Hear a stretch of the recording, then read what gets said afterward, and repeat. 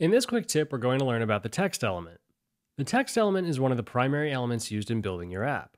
When you draw a text element on the page, you can make things like call to actions, one-liners, or descriptions.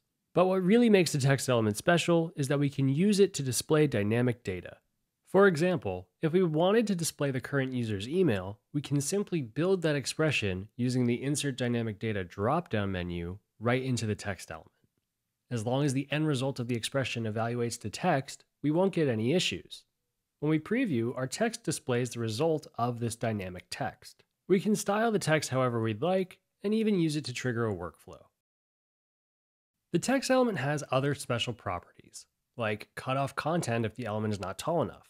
With this checked, the text will truncate if the text element is too small for the contents of the text and instead show an ellipsis versus each word wrapping line over line. If cutoff content isn't checked, you can shrink the element height if the text gets shorter. To demonstrate this, we'll put a border around the text element.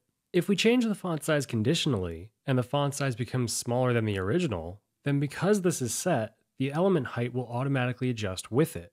What's more, if we have a text element that starts out invisible and this is checked, the height will be set to 0, which can help create more space as you design. The text element also offers the ability to recognize links and emails, which will allow you to type in a URL or email address directly as text and subsequently color it as a clickable link. When we preview, we can see that the text element automatically knows what to look for and will send the user to the website or to a mailing client.